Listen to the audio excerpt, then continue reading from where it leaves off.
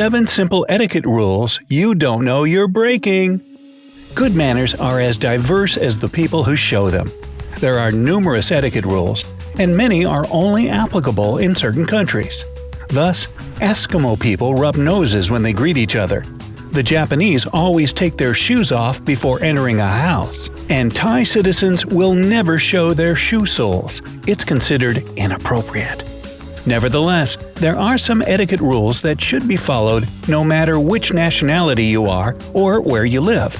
Unfortunately, some of these important rules are frequently discarded nowadays. Now, before you get down to refreshing your knowledge of proper social behavior, press the subscription button. You'll find yourself on the bright side of life, where hundreds of funny and informative videos will answer all of your burning questions. New updates appear several times a day, so you better ring the notification bell if you don't want to miss anything cool. Number 7. Carrying bags. Now, the modern lifestyle often gets a bit hectic. It demands that people should always be prepared for any unexpected development. And so, the number of things you need to have at hand can be overwhelming. That's why almost every person out there has some kind of bag to accommodate all this stuff. And if you ever carry a bag, or 2 or 3, it's important to know how to deal with it. Always carry your bag on your left arm or shoulder, so that your right hand is free for handshakes. If you're a man, never carry a woman's purse, even if you love her dearly. All you will achieve is looking weird. At the same time, this rule doesn't spread to heavy shopping bags. Don't place your bag on the table or the floor next to you in a restaurant. Either hang it on your chair or a hook. You can sometimes find the latter on the side of or directly underneath the table. If you're in a crowded place, don't carry your bag on the crook of your arm. If you absolutely need to carry your bag this way, hold it down with your other hand. Otherwise, hold it in front of you. This way, you won't accidentally hurt anyone. 6. Showing respect at the gym. The fact that the gym isn't a ballroom, a posh restaurant, or an office doesn't mean you can do whatever you want there and disregard others. There's still a correct way to do things properly. If you're late to a group exercise class, don't barge your way through everyone toward your favorite spot. It's your fault that you're late, so just take whatever space is available and don't block the equipment. After you've finished with weight machines, reset them to the minimum weight. This way, the next person who uses them won't injure themselves if they start doing exercises without looking. Trust me, it happens. Use a towel to wipe your sweat from all handles and equipment surfaces after you've used them. Everyone will probably agree that it looks downright gross if you're about to use a bench and notice a wet spot of somebody's sweat there. Ew. After you've chosen a pair of dumbbells — no, not those two guys, I mean the weights. Just kidding. Step away from the rack. Now other people can get a pair for themselves as well.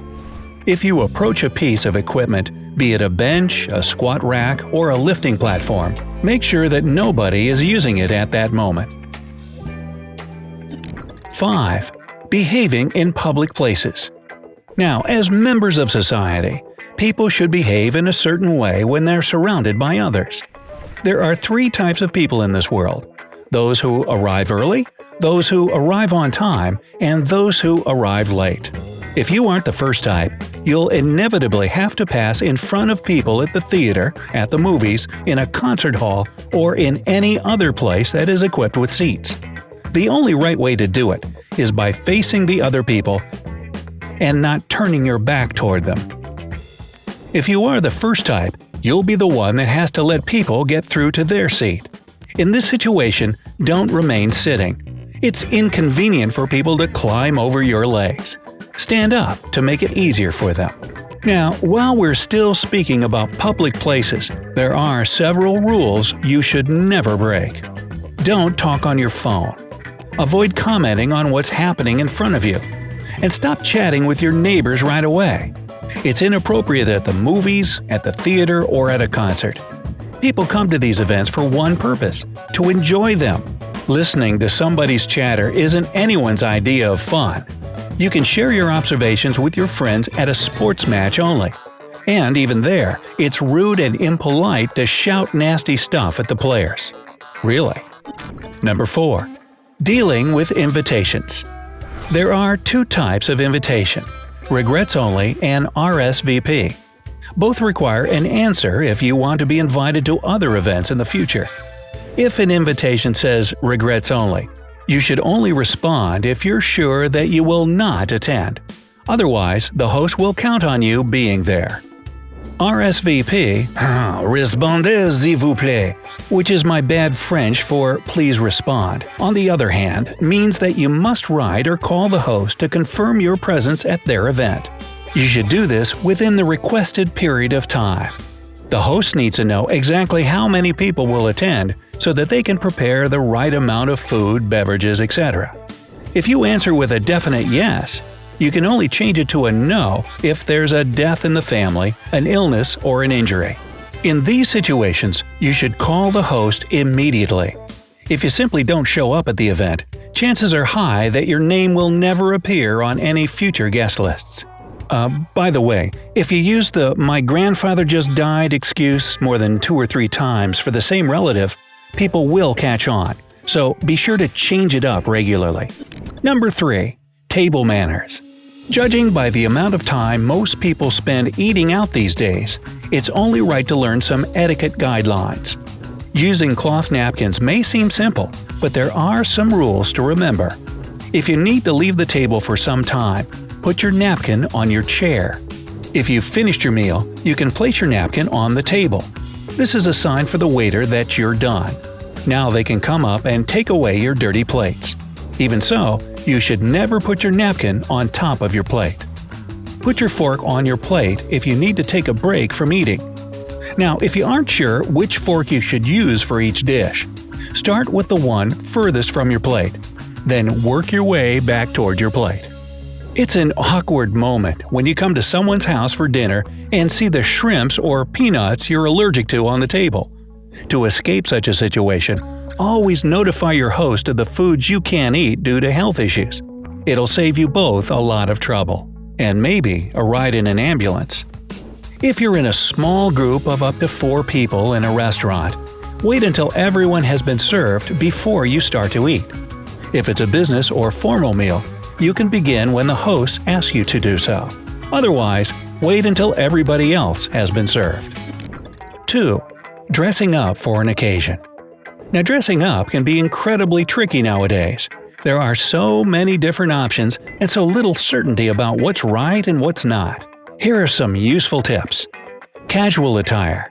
This can be anything from a t-shirt and jeans to a pair of shorts and a blouse. It's a good idea to find out if you're going to be inside or outside. You can also ask others what they're going to wear. Casual Friday usually happens in the office on Fridays, right? And this casual differs dramatically from one mentioned in the previous point. In most companies, Casual Friday means you can swap your pants or skirt for a pair of jeans and leave your tie at home. Business casual. Being neat is the answer here. Ditch clothing that is too tight or oversized. Just be stylish. Formal business. This is perfect for professionals who want to always look dashing and are aiming to climb the career ladder. A suit and dark dress shoes for men, and pumps, a skirt, and a blazer for women. Number 1. Being a people person. There are 2 simple rules to follow to make people secretly thank you in their head. When standing in line at a coffee shop, don't talk on the phone, especially when the barista has already started asking you questions. It's impolite to make everyone else wait and listen to your conversation. Don't bring your pets, mostly dogs, with you everywhere you go. First of all, animals don't like shopping, even if it's a pet store. In addition, other people won't enjoy your big clumsy dog. A small barking dog won't make them happy either. The same goes for when you're invited to a house party. Always ask if you can take your dog with you. Well, which human habits that go against etiquette rules bother you the most? Do you have any other tips about how to be a polite individual? Tell us about them in the comments below. Remember to hit the like button and join us on the bright side. Let's make the world a better place together.